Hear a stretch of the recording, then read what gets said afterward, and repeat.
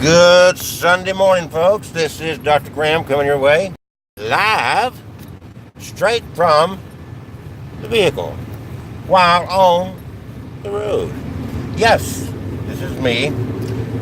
Nice, sunshiny, nice day here. Um, we had a lot of rain, which was much needed. And now that has passed and the sun is out. Cool nights, and the days are getting a little bit warmer again. Not hot, thankfully, just perfect for me.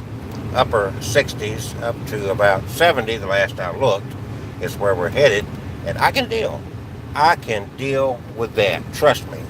No need for anything warmer in my book. This perfect temperatures for me. So anyway, headed out. This is Sunday, the day of the sun, S-U-N. That's why they have Sunday sunrise, S-U-N services. And they have picked the day of the sun because it is all rooted in sun worship.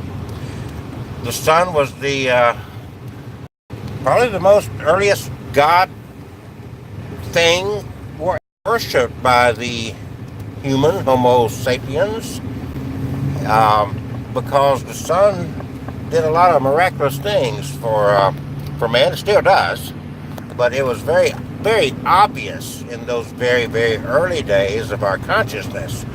In those early days, the night was a scary place.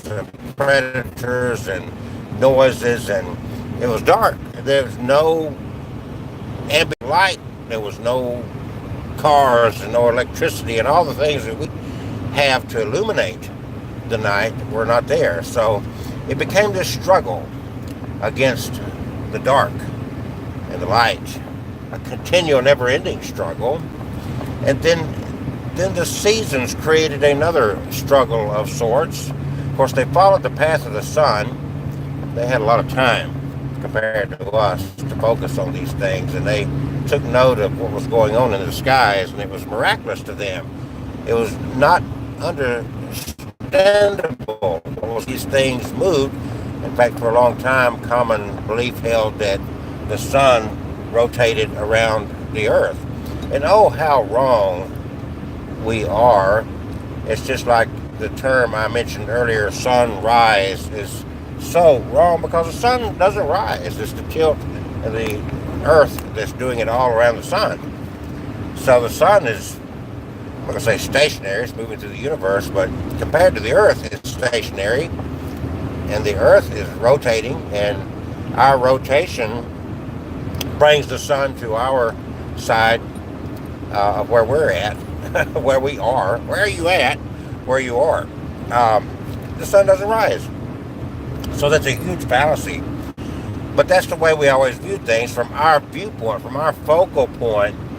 That's how we viewed it, because from where we stood, it looked as though the sun was rising. And wow, how wrong we were on that. And of course, from our vantage point as well, the earth could be determined to be flat. You could not actually, because of our size in comparison to the size of the globe that we live in, you couldn't detect the true curvature of the earth, the roundness of the earth, so to speak, and it was easy to conceive the idea that the earth was flat because you just go on and on and on and on. And then, when you looked at the ocean, some had a fear that you would fall off the edge of the ocean. And because of our advancements and being able to study things, and because of some men a lot smarter than I, they were able to calculate, and they were able to study, and with telescopes, they were able to tune into things that the earliest human did not have the tools to do.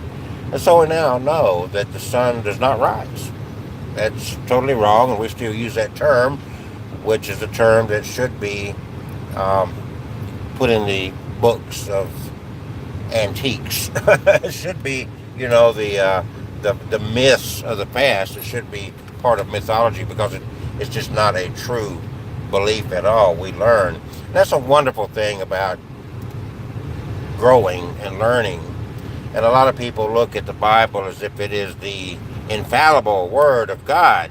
And clearly they've not really studied the history of that book they call the Bible.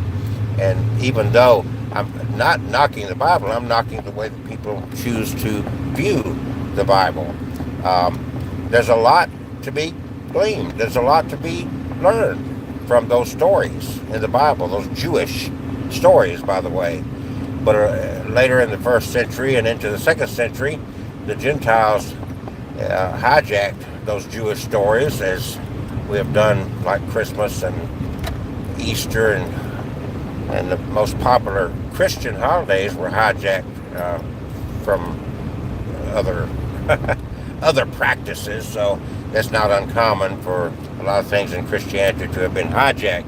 The bottom line is those Jewish stories did tell a story, a moral to the story, something to be learned from a story, but they were not taken literal by the ones who, in the earliest times closest to when those stories were written, they were not taken as a literal happening, as it were.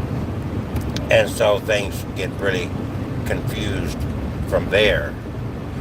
You are not a worthless wretch.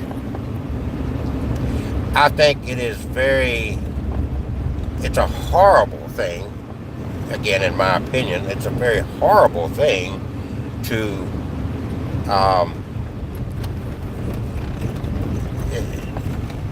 go through life having been taught your kid, that you're such a wretch that someone had to die a horrific death to save you. I mean, that is like, wow, that's a horrible thing to live with. I mean, someone to save you, and then they did this before you were ever conceived, much less born. Had the chance to do anything wrong because you were non-existent at that point. Of course, the Mormons would say you were existent somewhere else, but their tilt on it's a little bit different. But for the most part, you were non-existent prior to being conceived and coming out of the womb. And the fascinating thing about it is that, but you're, because you had the misfortune of having been born human, someone had to spill blood for you in a horrific execution. Not just a death, but a sacrifice, as it's called. A sacrificial death. Human sacrifice, no less. And of course, if we read the stories, and we know throughout history, I guess I'm back, I hope this flowed in some continuity, but animal-human sacrifice was nothing new. And all I can say is, how dare a Christian talk about other belief systems? Your tradition, that's fine, it's your tradition, I get that. I'm not knocking your tradition. What I'm really knocking here is your ability to belittle other traditions and belief systems as off the wall, as far-fetched, but yet you never look in the mirror and really think about your own tradition, your own beliefs. Really, the entire Abrahamic beliefs, there's 3 Abrahamic religions. That's Judaism, that's Muslim, and that's Christian. They all stem from the Abrahamic story. So they're called Abrahamic religions. They all stem from that. They're all rooted deeply in that story. But and so they all have this history of, at minimum, animal sacrifice and the spilling of blood and the importance of that spilling of blood. Very, very strong and deep rooted in that sacrifice. And then Christianity comes along and they have a human sacrifice. Now, of course, the Muslims don't view it as this Jesus was anything more than a prophet, just like their Muhammad was a prophet. And of course, Jews for the same way. Uh, they don't view it in vain of someone had to die for me, even though they have the animal sacrifice rooted in their belief system. They stopped short of buying into the Jesus human sacrifice. And that, I want to make clear, does not take away from the teachings of this credited to this Jesus. It does not take away from the life story that's given in those books of the Bible. It doesn't belittle that at all. The problem is that when you take this to a step of deifying this figure to the extent that Christendom has, then you're no longer focused on the message as much as you are the messenger. And if you read the four accounts of the life story as recorded of Jesus, and those four accounts are found in Matthew, Mark, Luke, and John, and remember too, as you read those, that the earliest of those that was written, the ones closest to when Jesus was supposed to have lived on earth, was written some 70 years after Jesus was supposedly lived on earth. And the others were much later than that. But those are the ones written closest to the story when it was supposed to have happened. And those four books they don't deify Jesus. In fact, one time Jesus is given the opportunity to defend his deityship. He's approached and he is given every opportunity to stand up and say, yes, I am God. Yes, this is true. And he refuses to do that. He backs away from that. He says the Father is greater than I, and goes on from there. And of course, but if you look at his story, if you look at what he taught and what he did to the Jewish tradition, then you can put in place what's really happening here. And of course, that doesn't fit the control factor that the church would like to hold over people. That's why hellfire is not a Bible doctrine. It's not there. It's really a stretch to pull that out of those texts. It's really a stretch because, it's just like the immortal soul is what's commonly believed, and it's not there. In fact, the Bible says the soul that sins in itself shall die. It's not a Bible teaching. It's such a stretch. And it's the fascinating thing about it is a lot of these teachings you're grabbing a hold of that's taught by the church are recent teachings, not antique, not old at all. They're recent. If you go, and I do a lot of filming for the historic value of cemeteries, the old tombstones and whatnot. Tombstones going back to the 18th and 19th century would have words written along the lines of awaiting a resurrection, asleep in Jesus, words like that indicating that this person at this point is dead. They've not drifted off anywhere else. Then we get into the 20th century, and especially by the 50s and 60s, on into the second half of the 20th century, we have this whole twist of things to where suddenly a person dies and they immediately are drifting off to heaven. And that wasn't the early view at all. It's not even the Bible teaching. The Bible teaches very direct a resurrection. Even when this Jesus is purported to have been put to death, he laid in his tomb for 3 days before he was brought back to life. The resurrection, if you will, a form of reincarnation, because they're not being brought back as a human, they're being brought back as an angel, a spirit creature in a different realm, not in the realm that the physical sense that we live in. So these belief systems have morphed and changed into something that even the earlier Christians would not recognize. It's just like the holiday we have coming up of Christmas.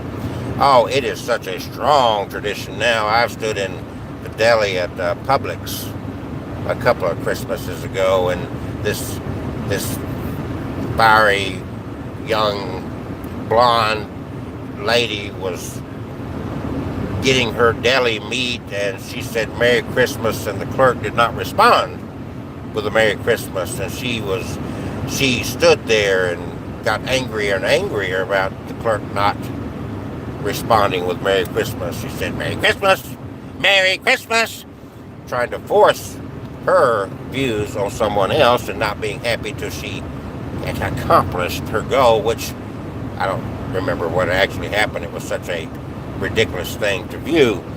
The Jews don't force you to say Happy Hanukkah. These other religions are not going around trying to force you to say happy whatever according to their traditions. But anyway, the early Christians, even in the United States, the earliest Christians in this country were opposed to this holiday of Christmas, this Santa Claus and these Christmas trees.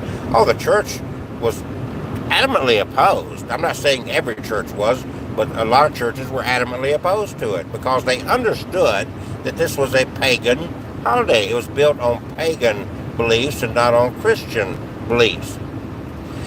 Christmas, the most well-known Christian holiday, if you will, celebrating birth of their Jesus. And strangely enough, the birth is not, there's no indication in the Bible of two things. It's not talked about a date when this Jesus was born. It doesn't give the date. And second, nowhere in there is anybody celebrating Jesus' birthday. Wake up, people. These are adaptations of a pagan belief that Christianity again hijacked. Why did they do this? Because they wanted to get more people to become Christian. This happened basically in the 4th century under Constantine, when this really took root, because he was a pretty shrewd person. He did what his father failed at doing. He united the Roman kingdom, and he saw the power of religion in uniting people. And it did kind of like what our nation has done since the World Wars, is God and country, God and country. He saw that, and boy, did he take advantage of it. The Bible you use stemmed from his time frame, the Council of Nicaea, and they voted on these books. But back to the holidays of Easter and Christmas, they were adapted by Christianity for the sole purpose of making it the transference, the conversion of these non-believers, these pagans, into the world of Christendom. They wanted to make it easier and smoother to adapt, and that way Christianity wouldn't be so foreign to them, because the rituals would be so similar, the practices would be so similar, that it would make an easy conversion instead of anything dramatic in a change of belief systems. And now this is carried on into the 21st century, and it's really, some people are really harsh with all this, and most people are just blind, just tradition. They don't. Anyway, all I encourage you to do is pick up your book called the Bible, if you call yourself a Christian, and actually read the story of Jesus as it's presented in those 4 Gospels. Not what Paul wrote, who wrote his books much later, not what he presented, because he wanted to morph this Jesus story into something it wasn't. So anyway, there is the Sunday morning, S-U-N, sunrise, which the sun did not rise. We already covered that. The earth rotated, and boom, the sun was sitting there waiting on us this morning, as it will every morning, and it's going to rotate, and the darkness will be waiting on us later on this late afternoon. Dr. Graham here, and that is the Sunday Morning Rant.